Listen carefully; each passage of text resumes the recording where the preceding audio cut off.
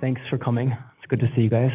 And it's a pleasure to be here again. I'm going to be talking about the role of interventional radiology in desmoid tumors. Interventional radiology is a field in medicine where we use image guidance to do procedures that are minimally invasive. But before we talk about the intersection of the tumor type and the modality or the way of treatment, I'm going to go back to Desmoid and talk a bit more about what desmoids are.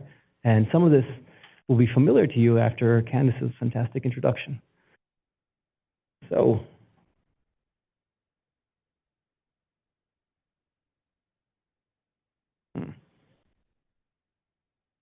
interesting. There we go. All right. So the way it works in tumors is if you're a liver cell, you're allowed to become a liver tumor. If you're a lung cell, you can become a lung tumor. It starts off with cells. And the thing about desmoid tumors is that they come from fibroblasts. And these fibroblasts can be in any tissue, and that's why desmoid tumors can show up anywhere. But the fibroblast has a role to play, in life. And that's role in general is it creates the matrix that holds other cells together in tissue.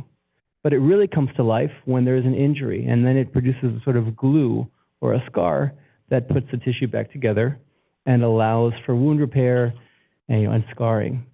Now, in the theater production of the human body, you're allowed to have a certain number of liver cells, a certain number of kidney cells. So there's a certain number of actors, and every actor has a particular role to play.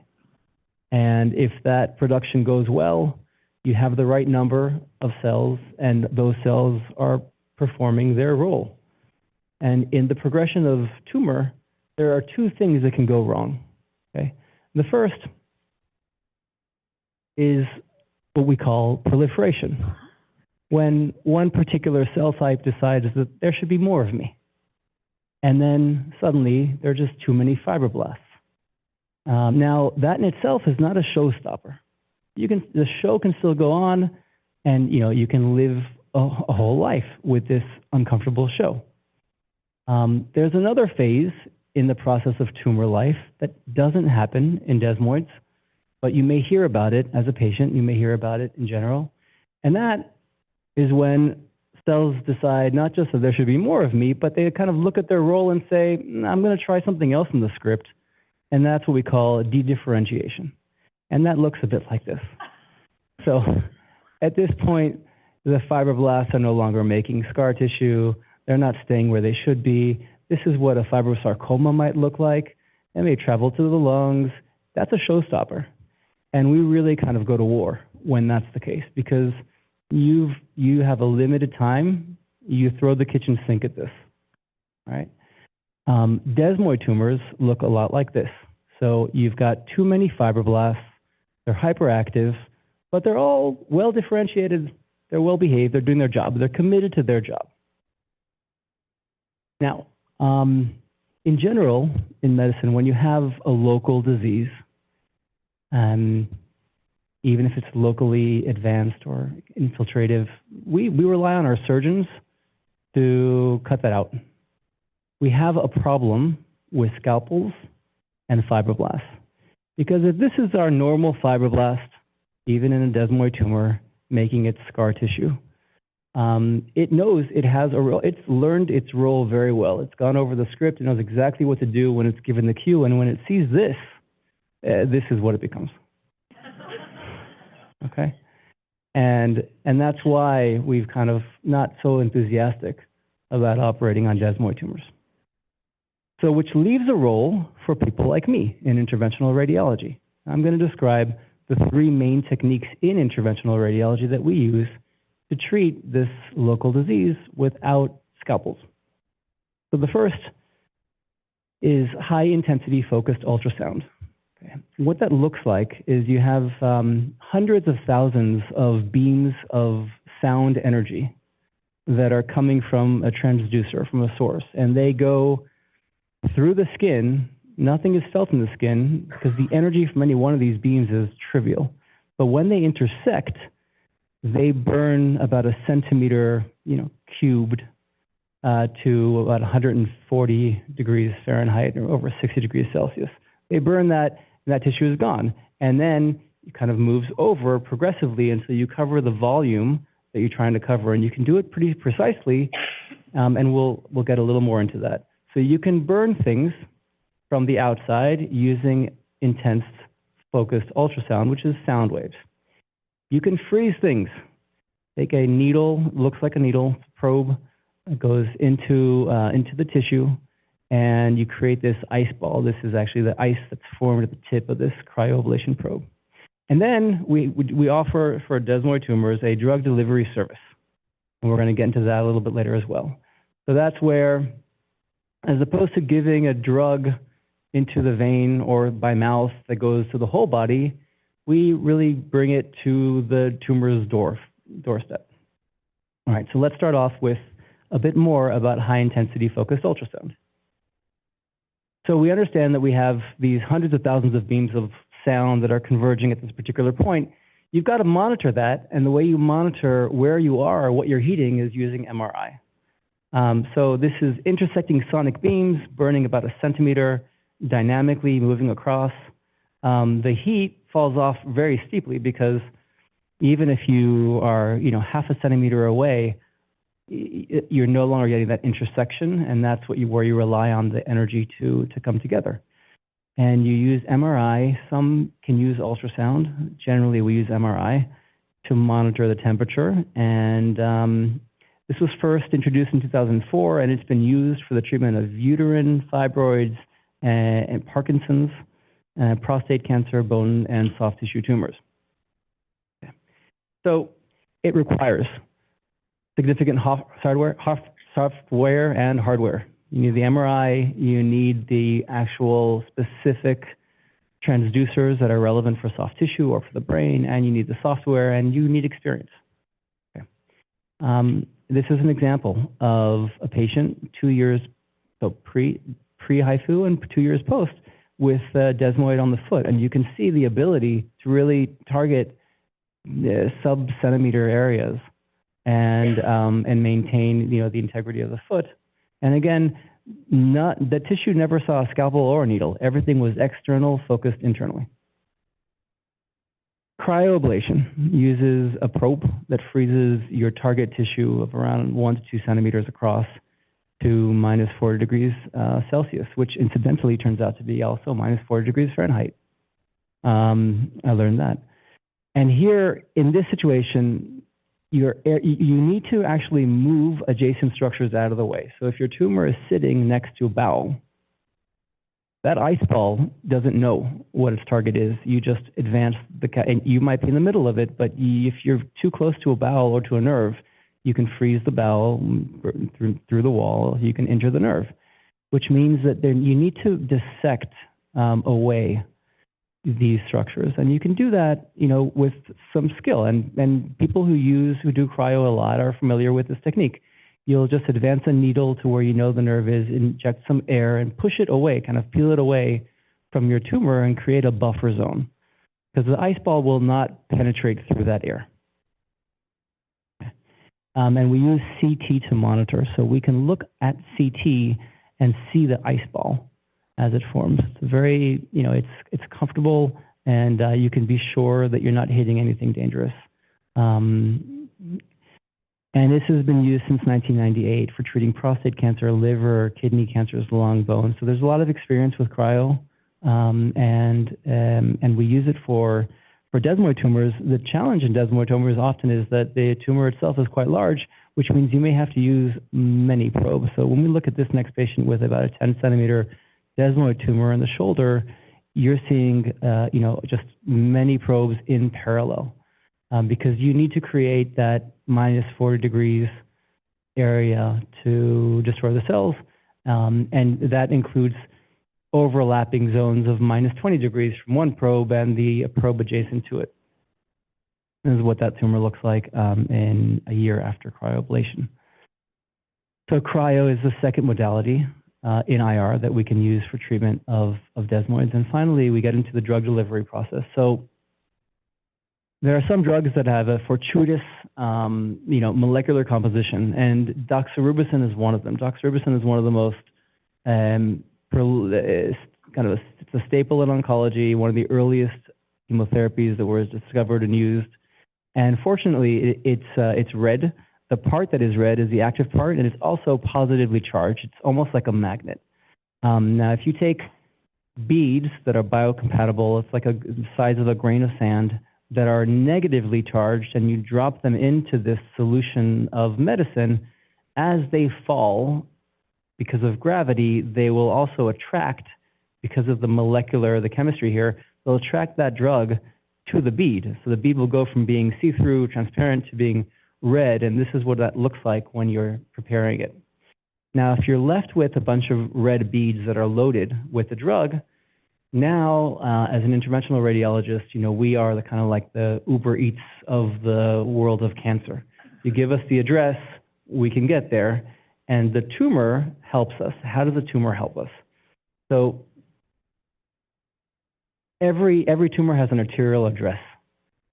And one of the first things that desmoid tumors will do when they begin to grow is they'll look around, see where the normal blood vessels are next to them, and they'll secrete factors, like, for example, VEGF, vascular endothelial growth factor, that will convince nearby blood vessels to provide more blood to them. And it's a reasonable argument to make because they're growing faster than all the other tissue, and so they can create a lot of more blood flow to them. We can leverage that. So we can navigate our catheter to wherever the tumor is, and we inject some contrast, or it looks like paint. We can see where the blood is going, and we can see where the abnormal large blood vessels are. So what does that look like in this kid? A 17-year-old with a large desmoid tumor in his forearm. And this here, let me see this.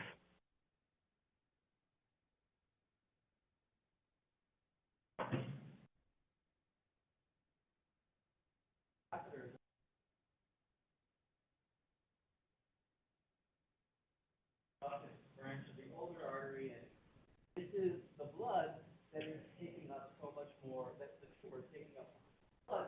We can see that bump on the side, which is, and we can deliver the drug. And, if you consider this tumor like having, 1,000 parking spots that are available, you don't want to fill all 1,000 spots. You want to fill maybe 200 of them with these particles.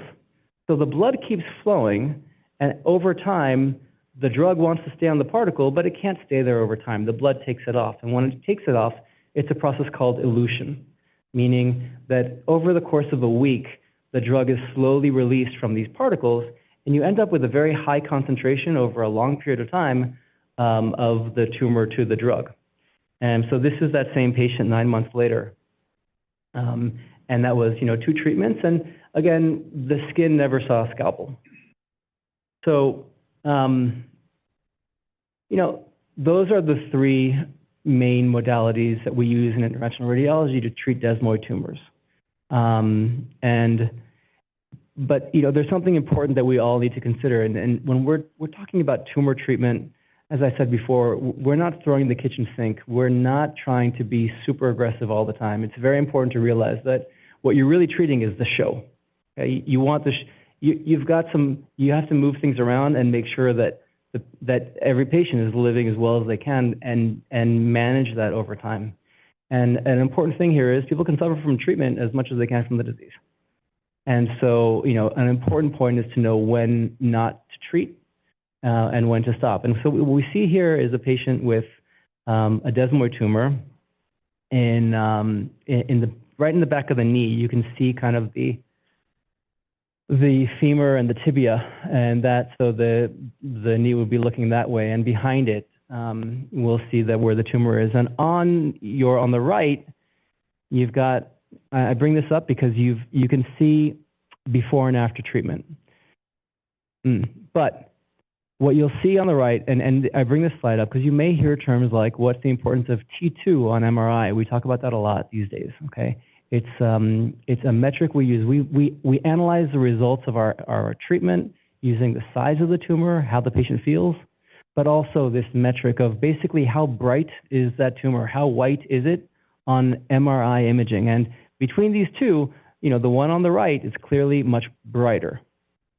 And that was actually before treatment. The one on the left is after treatment.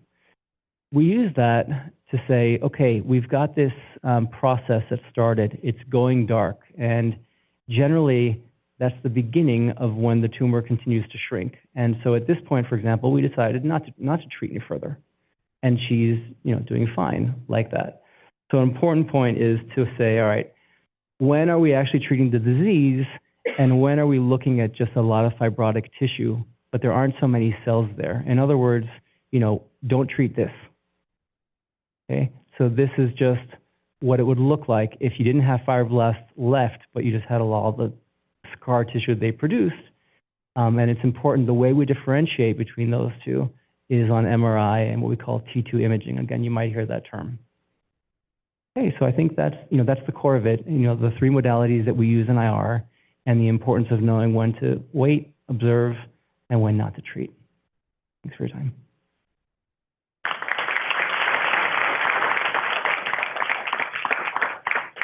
Hi, doctor. Thank you. I was wondering if you could discuss the use of these three treatment modalities in patients that have a tumor in the cervical spine and brachial plexus. Sure.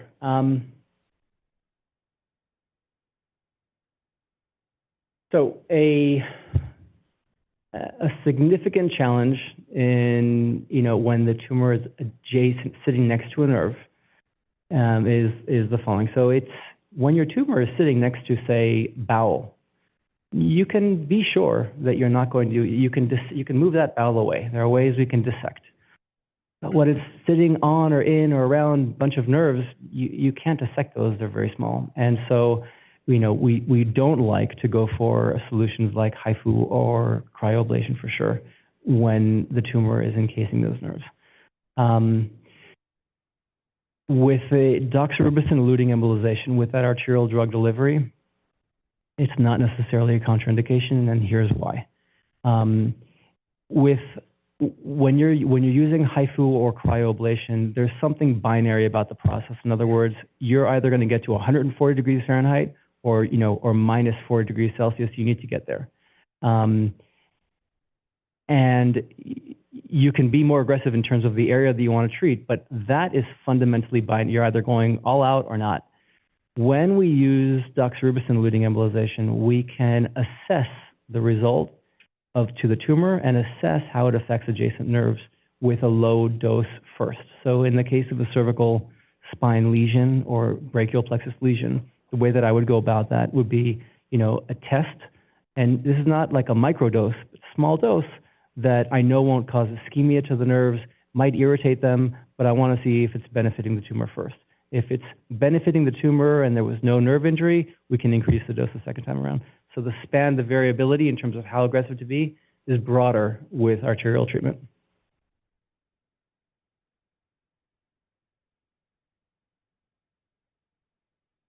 What is the cancer risk after radiation therapy? So radiation therapy, it's a great question. And I didn't discuss it here because I'm not a radiation therapist, but that is the main concern when you're doing radiation therapy. What we're talking about is that radiation therapy is effective for desmoid tumors. The other thing that's effective for desmoid tumors is just giving doxorubicin systemically. But it hurts the heart, it hurts the bone marrow.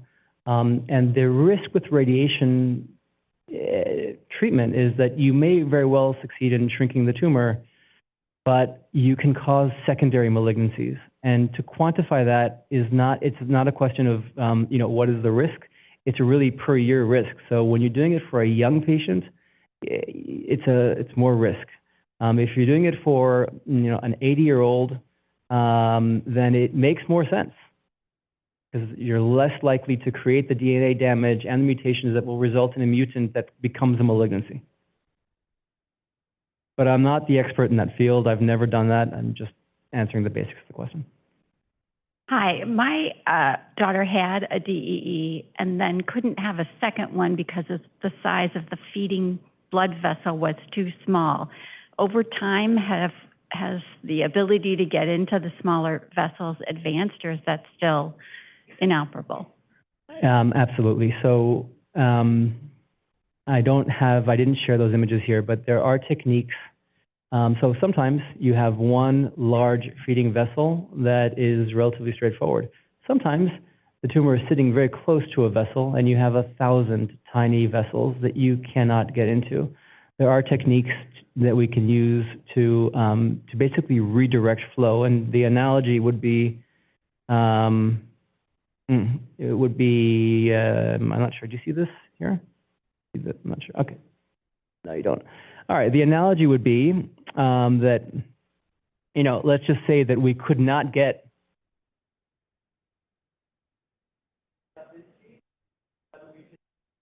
over here. Put a roadblock over here and inject this way. And then the stuff has nowhere to go but up. So sometimes we can redirect flow in situations where the catheter cannot be selective. Okay. And hi, doctor. Thank you. What's your protocol when the patient, regarding Oxivio, is that still first line or do we try this first? And is this available in the U.S.? This is available in the U.S. I think as of 2024, it's on the NCCN guidelines as an option, and you can refer to that if there are questions. The preference for a gamma secretase inhibitor or for any other therapy is really patient dependent, and there are known side effects with different approaches, and I can't. It's not really. It's for discussion with the patient, depending on where the tumor is, where they are in their life, what kind of experiences they want to have, time scale. Yeah, and what's the side effects for this? So things you can expect. If the tumor is close to the skin, you will see a discoloration of the skin that actually turns red from the color of the drug, and you can get blisters from that over time. Treating 100 patients like this, I've never seen a case that requires surgical intervention, but you might have open skin wounds that will take some time to heal. And that's a minority, so maybe, I don't know, less than 10% will have any significant burns. And the risk that we all need to be aware of when we're using this technique is what happens when you filled up all the parking spots in that tumor because you didn't mean to, but you fill it up, and now when you're sending these particles that way, they reflux, they go somewhere else. What is their next off-ramp on that highway? So if you're treating a tumor in the gluteal muscle in the thigh, you might injure some muscle, and that's a low risk. If you're treating a tumor in the neck and you overflow, your next stop might be in the brain. That's way too high a risk. Those are the main considerations when we consider the risk of arterial therapy. What about the last one? What about a lymph node? We're not so worried about injuring lymph nodes. You're not worried about a lymph node? Okay, thank you. Sure.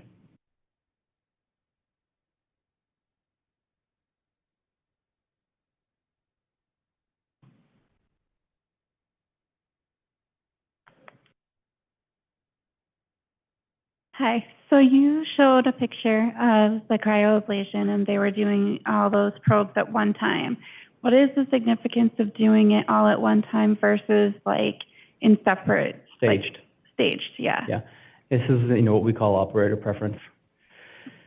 On rare, there are rare, not that rare, but there are reports of what's called rhabdomyolysis. What happens when you denature a lot of protein all at once and your kidney is overwhelmed by all of this protein that it has to get rid of, and you injure your kidneys. That's a significant complication that could arise if you basically denature or destroy so much tissue all at once without removing it surgically. So if you remove it surgically, no problem. If you don't, then you're leaving all that cleanup to your kidneys, and that's a risk of too much volume killed all at once. But again, it's operator preference. We don't yet have consensus guidelines as interventional radiologists for cryoablation. There are other important questions here as well. Like, for example, do you need to ablate the whole tumor? Is it acceptable to leave a margin? Right? And can you focus on the part of the tumor that is burdensome for the patient and hope that you'll switch it off somehow, that it'll have a beneficial effect on the others? those are kind of questions we don't know the answers to yet.